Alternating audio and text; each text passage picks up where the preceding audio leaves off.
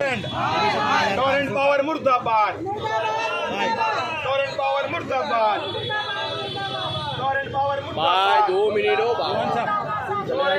तानाशाही नहीं चलेगी, नहीं चलेगी। टोरेंट डेयरी ताना। क्या नाम नहीं? न्यूज़ लाइन सीधा समाचार, न्यूज़ लाइन सीधा समाचार। એઝાઝ ખાન ભડાણ, સામાજિક કાર્યકર્તા અને ટોરેન્ટ પાવરનો અમદાવાદનો ગ્રાહક। શું માંગણી છે, કેટલો વધારો છે, કેવી માંગણી? પાછલા ઘણા સમયથી આપણે જોઈ રહ્યા છે કે વારંવાર મોંઘવારી તો વધી રહી છે, પણ એક તરફ ટોરેન્ટ પાવરના વીજ બિલમાં પણ વધારો થઈ રહ્યો છે।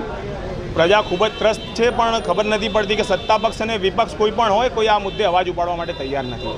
લોકો હાલમાં ખૂબ પરેશાન છે।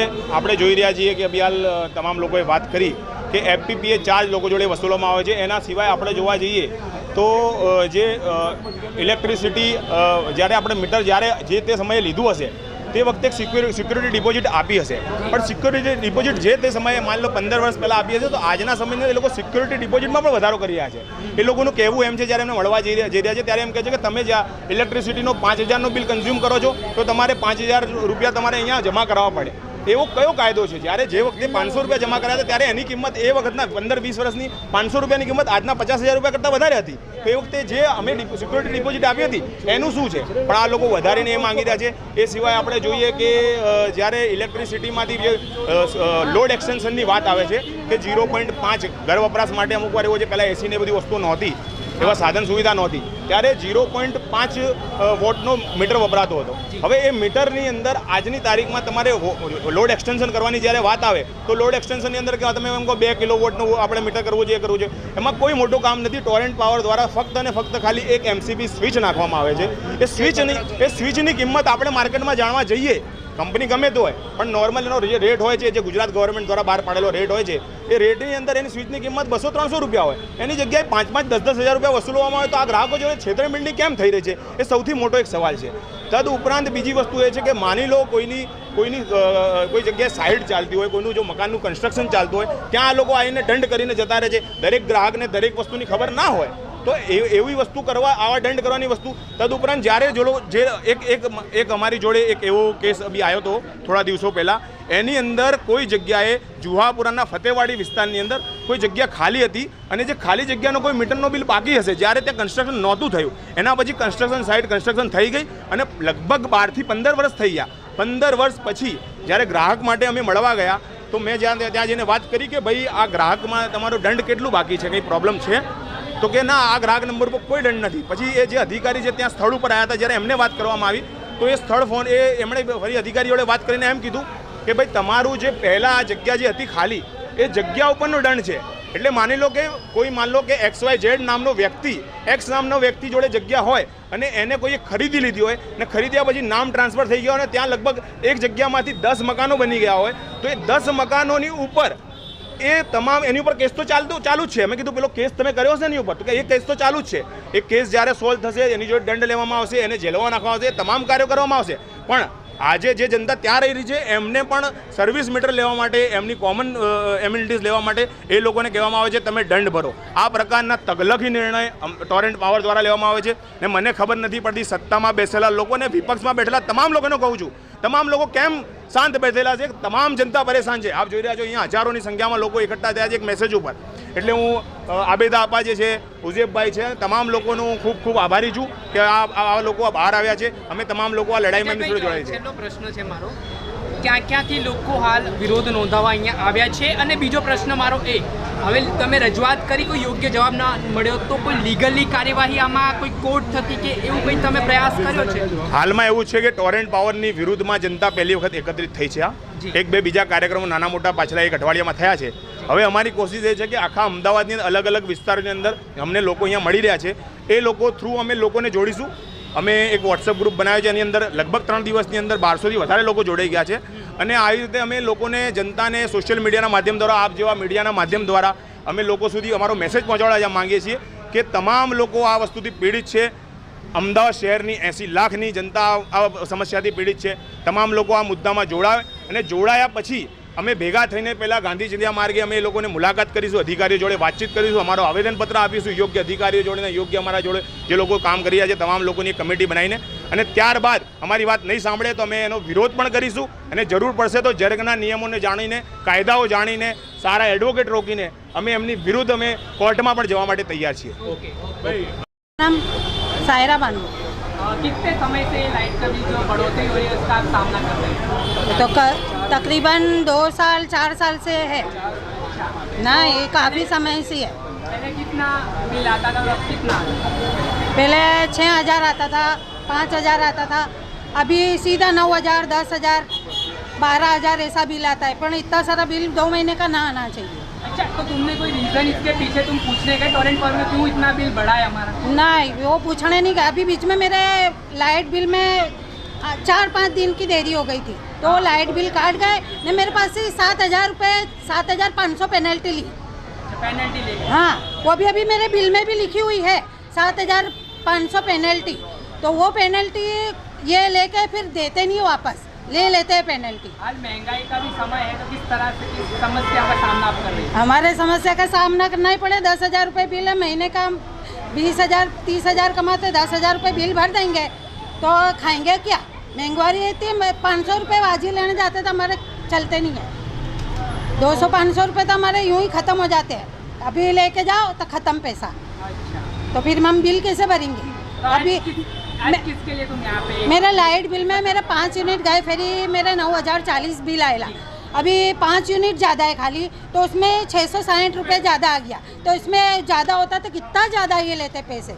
5 यूनिट के कितने होते? 45 रुपये होते हैं. 1 यूनिट के 9 रुपये के हिसाब से. રકમની વસૂલાત ગેરકાયદેસર કરે છે, લખી નાખો. हाँ, ઓકે બોલો.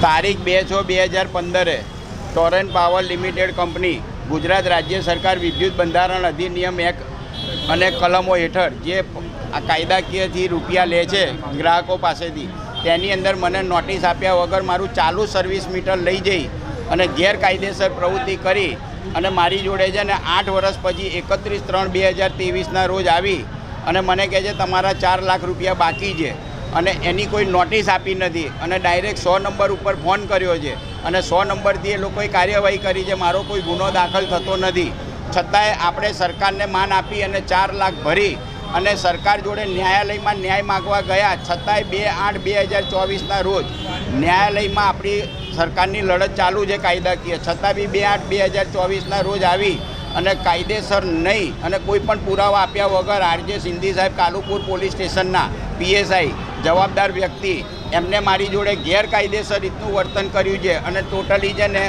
ખુન્નસ કાઢેલું છે, સમજ્યા? અને ગેરકાયદેસર એટલે તમામ પ્રકારે કોઈ પુરાવા આપ્યા નથી અને મારી RTI જે 48 કલાકમાં મળવી જોઈએ એ કાલુપુર પોલીસ સ્ટેશન આપતું નથી અને એ મારી છે ને કાયદાકીય માગી છે. RTI 7(1) હેઠળ કાયદાકીય માગી હોવા છતાંય કોઈ પણ પુરાવા આપતા નથી ને હાલમાં અંધારું છે અને હું પૈસા ભરવા જઈ રહ્યો છું. હવે પુરાવાને માહિતી આપતા નથી અને ગુજરાત માહિતી આયોગમાં મારી તને 3 મહિનાથી માહિતીને બધું માગ્યું છે RTI, પણ ગુજરાત માહિતી આયોગ પણ આપવા તૈયાર નથી. મેં 2 મહિના લાઇટ વગર રહ્યો તો એની અંદર ગુજરાત સરકાર તમામ વરિષ્ઠ પ્રબંધકોને મેં છે ને ભલામણ કરી છે અને એમાં ઇન્વોલ્વ છે ઉર્જા પેટ્રોકેમિકલ્સ અને ઉર્જા વિભાગ તમામ અંદર ઇન્વોલ્વ છે. ગુજરાત સરકારના ભૂપેન્દ્રભાઈ પટેલને બી મેં નોટિસ મોકલાઈ છે કે ન્યાય આપો બસ. અને આજે જે આ બધી જનતા તમને જોવાય છે અને આજે આ બધી જે જનતા તમને જોવાય છે આ ટોરેન્ટથી ત્રસ્ત અને ત્રાહિત થઈ ગયેલી જનતા છે અને અમે કોઈ વિરોધ નથી કરતા, પણ જે અમારો મુદ્દો છે, જે અમારે હક છે એ અમે ગાંધી ચિંધ્યા રાહે અમને કોર્ટમાં જવું પડે કે આગળ જે પણ ન્યાયિક કાર્યવાહી કરે અમે કરીશું. એની વાત જે આગળ આ એજાજભાઈ અને વિલ્સન અંકલ પણ કેટલા સમયથી બિલમાં વધારો થઈ રહ્યો છે ને કઈ કઈ વસ્તુઓમાં વધારો કરવામાં આવ્યો છે? પહેલા કેટલા બિલ આવતું હતું ને હવે કેટલા? છેલ્લા 4 મહિનાની વાત કરીએ તો પહેલા જે સામાન્ય માણસનું બિલ 1,800 કે 2,000 આવતું હતું, 4 મહિનાથી એ બિલ 3,600 4,048 થયું છે.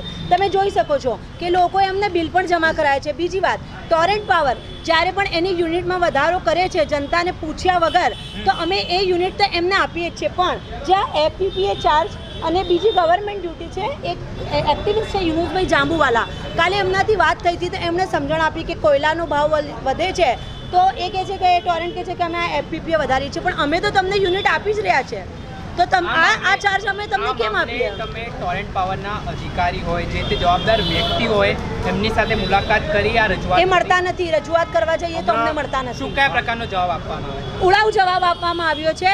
જેમ કે એક વાત કરીએ કે આપણે ખાન સાહેબને મળવા જઈએ તો એ ડાયરેક્શન આપે કે તમે પેલાની પાસે જાઓ, ત્યાં જઈએ તો અને શાહીબાગ તો જઈએ તો ત્યાં કોઈ અમને મળતું નથી, ળ જવાબ આપવામાં આવે છે. ને આ બધી જનતા, આ સામાન્ય નાગરિકો છે. જ્યારે પત્રકારોને આવા જવાબ આપવામાં આવતા હોય તો આ સામાન્ય જનતાને ત્યાં શું જવાબ મળતા હશે? એજાજભાઈ.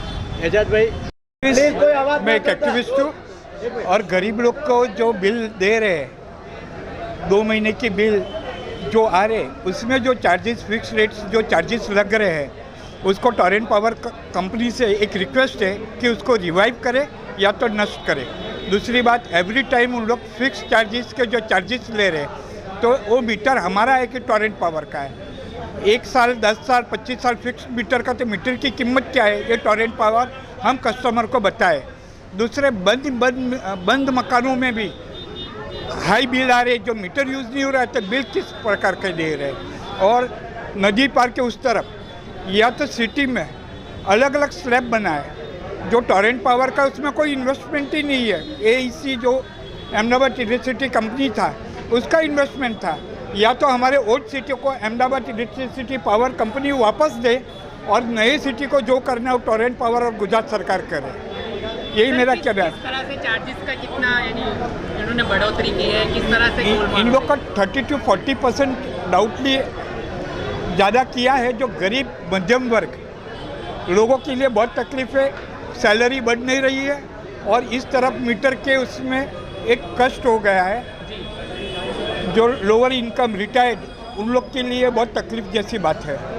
तो टोरेंट पावर इसको कुछ समझे, या तो 200 यूनिट की जो सब्सिडी मिलती थी वो वापस हमें दिया जाए.